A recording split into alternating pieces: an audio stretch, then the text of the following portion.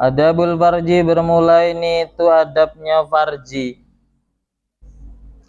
Adab farji itu adalah kemaluan. Secara umum laki-laki dan perempuan itu namanya farji. Karena farji itu artinya bolongan. Jadi sesuatu yang bolong itu namanya farji. Karena yang cowok juga bolong gitu. Wa amal farju adapun bermula farji. Fahfat maka jagalah siapa kamu pada farju tadi. Maka jaga farji kamu itu angkul 5 dari segala sesuatu harama yang telah mengharamkan pada ma Allahu siapa Allah Ta'ala. Wakun dan jadilah siapa kamu kama kola itu seperti halnya berfirman Allah siapa Allah Ta'ala. Apa bunyinya? Ini kalau rame berarti lanjut. Walladzina hum li furujihim hafidun. Ini di surat Al-Mu'minun ya. Depannya kayak mana? Qad aflahal mu'minun. Telah beruntung orang-orang yang beriman. Nah, siapa orang-orang yang beriman termasuk ini? Walladzina dan orang-orang hum yang bermula alladzina li furujihim kepada farji atau kemaluannya alladzina hafiduna itu menjaga. Orang-orang yang beruntung adalah termasuk orang-orang yang menjaga farjinya. Illa ala azwajikim, tidak dijaga tadi, boleh tidak dijaga, tapi illa ala azwajim, kecuali atas beberapa pasangannya alladzina. Yang istri tidak jaga akhirnya dikasihkan sama suaminya. Yang suami juga gitu tidak dijaga dikasihkan sama yang istrinya. Enggak apa-apa, udah dijaga. Kecuali, ini kan kecuali. Yang tidak boleh bukan siapa-siapa, bukan ada hubungan yang halal, dikasihkan. Nah, itu yang haram. Yang harus dijaga. Auma atau sesuatu yang dimaksud di sini adalah budak malakat yang memiliki aimanuhum beberapa tangannya alladzina. Kalau ingin berhenti di titik ya diam. Fa innahum maka sesungguhnya alladzina ghairu malumina itu tidak dicela, tidak dicela. Termasuk lagi yang boleh tidak dijaga adalah budak yang dimiliki. Nah, itu mereka semuanya tidak masuk kategori orang yang dicela. Wala tasilu dan tidak sampai siapa kamu ila hifdzil farji kepada menjaga farji illa bihifdzil aini kecuali dengan menjaga mata anin nadhari dari melihat. Maka kuncinya kalau syahwatnya atau kemaluannya tidak gatal, jagalah pandangan. Mata itu dijaga. Karena mata sumbernya pertama kali. Contohnya laki-laki kok bisa dia itunya berkukuruyuk itu gara-gara apa? Gara-gara matanya terbuka. Lagi enak-enak main HP. Loh, nengok ada yang aneh-aneh kan? Apalagi zamannya sekarang, di TikTok itu nengok banyak.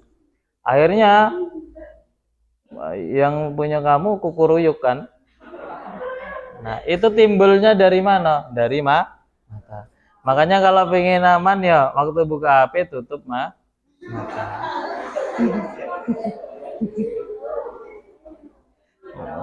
Ya udah bisa Gus kayak mana? Ya kan ada suaranya kan, tapi kan ada suaranya. Waktu kamu scroll ada musiknya. Biasanya musiknya kan otomatis di TikTok isinya semuanya pasti itu. Intinya pasti di DJ itu. Tante-tante culik aku dong. Itu kalau ditengok isinya tuh bahaya tuh nengoknya. Apalagi pakai, waduh. Apalagi kamu sendirian di kamar gitu. Oh, fokus. Yang ada tidak terima fokus. Scroll nemu yang bagus langsung di zoom, ngok gitu kan.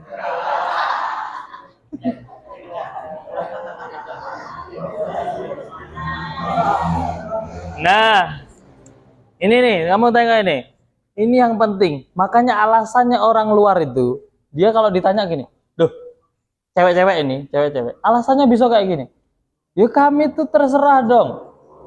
Kita mau pakai baju apa tuh namanya? Yang pendek tuh. Bukan apa kayak rok pendek apa namanya? Bukan short kan celana kecil kan? Celana DE itu dipakai. Nah, di luar-luar itu ketika di contohnya di misal di Bali ya.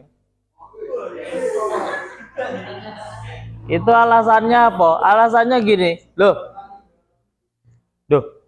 yang salah tuh bukan kami. Kami tuh ya terserah kami pakai baju yang kecil-kecil gini. Baju adik kami pakai, itu terserah gitu. Terus dia apa jawabannya? Jawabannya gini dia.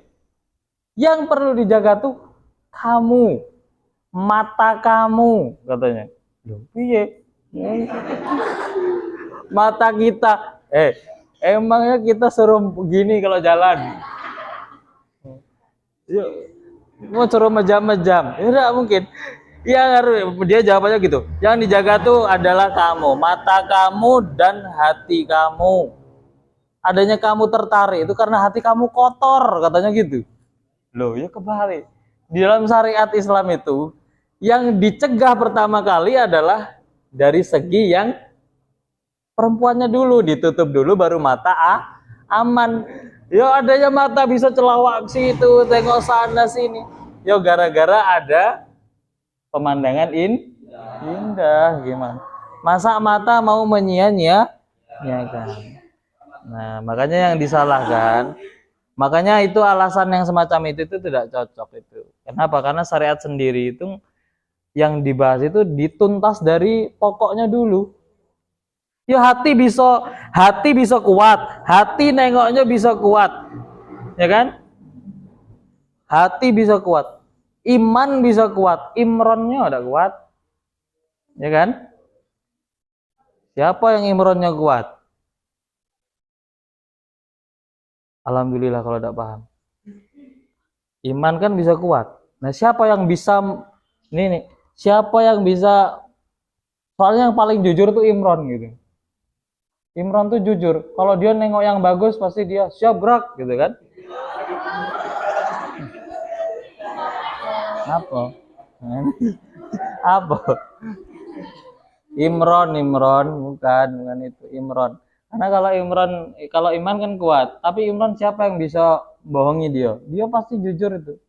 Kalau nengok yang bagus ya siap. Ya udah. Kalau nengok yang buruk ya dia istirahat di tem.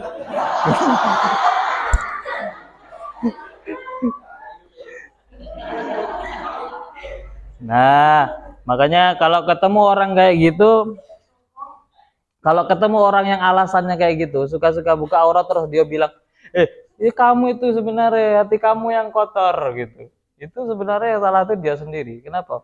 Karena di syariat Islam tuh ya punjer masalahnya tuh dia gitu. Wong syariat Islam tuh suruh nutupi supaya aman ini kan. Kok malah dibuka-buka itu. Ya otomatis mata suruh mejam kayak mana? Suruh buta semua gitu. Nah, makanya apa? Makanya ini setelah mata dijaga, mata bisa menjaga kalau ini lanjutannya. Wahifdil qalbi dan menjaga hati anit tafakkuri dari mikir. Kalau hatinya baik, mikir-mikir ya Allah yang ditengok tadi ya Allah astagfirullah ini kan. Nah, maka insya Allah pandangannya aman. Pasti pandangannya tidak akan nuju. Untung di syariat Islam itu kalau pandangan pertama bonus, lo pandangan yang kedua itu baru bukan lagi tidak sengaja naik motor belanja. Loh ada bakul itu, tidak sengaja. Ya udah balik pandangannya. Alhamdulillah. Jangan terus nengok. Alhamdulillah. Wah iya.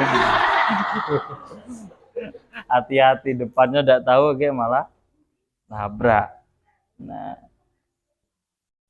kadang kan santri gara-gara saking kebablasan pinternya dia gitu-gitu. Oh iya, soalnya pandangan pertama tuh bonus. Sangat disayangkan kalau bonusnya hilang. Akhirnya nggak mau kedep yo. Tengok terus. Akhirnya kalau kedep bahaya, soalnya sudah jadi pandangan kedua. Alasannya gitu. Padahal ya sebenarnya kalau dipandangi ya termasuk ya bahaya. Sekali baik. Nggak sengaja tapi catatannya. Kalau sengaja ya berarti kategorinya lain. Makanya kalau yang nggak sengaja itu bonus. Nggak apa-apa. Tapi jangan lupa istighfar juga.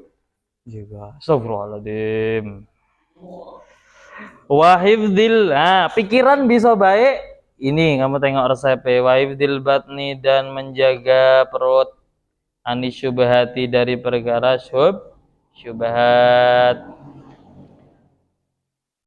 Makanya Habib Umar yang ngarang kitab kelas 1 aliyah itu sama kelas bukan 1 aliyah.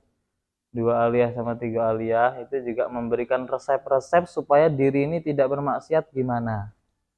Nah, resepnya adalah salah satunya, ini kamu boleh catat juga boleh.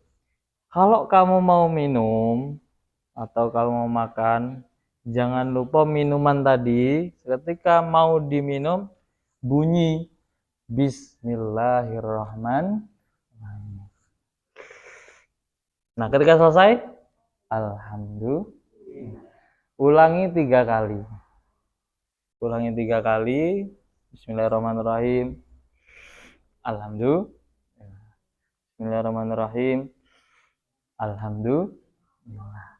Nah, itu kata Habib Umar, ketika air itu masuk ke dalam punya kamu, lambung kamu, selagi air ada di situ, selagi airnya belum kecerna dan kebuang lagi, masih ada di tubuh kamu, itu insya Allah air itu tadi itu bawaannya dia akan membuat diri kamu tenang sehingga diri kamu tuh tidak mau melakukan maksiat. Berat gitu kalau nak melakukan maksiat itu.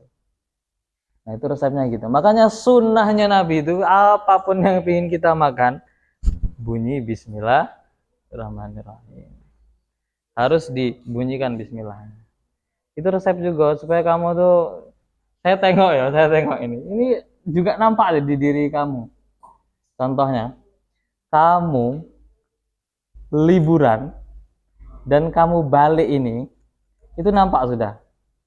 Berarti ini ada yang bagus. Yang bagus apa? Pertama saya tengok, wah, kamu berduyun-duyun.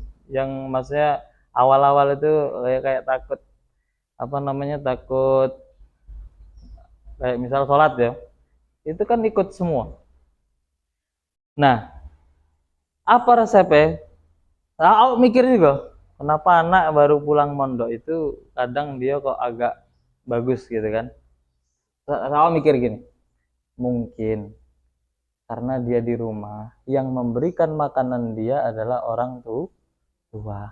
Dan orang tua itu mencarikan rezekinya dengan cara yang halal. Nah, kita tengok itu 1 hari, 2 hari, 3 hari, 4 hari gini, itu sudah ada yang meninggalkan. Kenapa? Perkara yang sudah dia makan dari rumah yang bagus-bagus itu sudah dibuang kan, dan dimasuki perkara baru lagi. Dan perkara baru lagi biasanya kalau sudah masuk ke pondok itu tadi, kadang rambutan hilang, mangga hilang, duren hilang. Loh, itu tuh loh sebabnya. Aku awal ngerasakan perubahan itu. Ketika sudah nengok di situ kayak misalnya ada sampah apa gitu kan. Nah, kalau tidak dijaga itu, ya itu tadi perubahannya nampak. Pasti diri itu akan ngajak yang bandel-bandel terus. Bagi kamu sekali dibilang tidak mempan, ngulangi lagi ya kan. Nah, ini nanti diri kamu akan ngajak bandel terus. Diajak bandel, ayo ke situ lagi, ayo ke situ lagi, ayo ambil itu, ayo ambil ini. Nah, terus saya. Makanya awan nengok tuh kalau kamu balik dari rumah tuh kayaknya ya tenang deh. Nah, tenangnya. Elok ini mah yang makan di rumah tuh ya sajian orang tuanya gawe, dan gawe itu orang tuanya udah ngutil punya orang lain kan kerja. Ya aman anak-anaknya.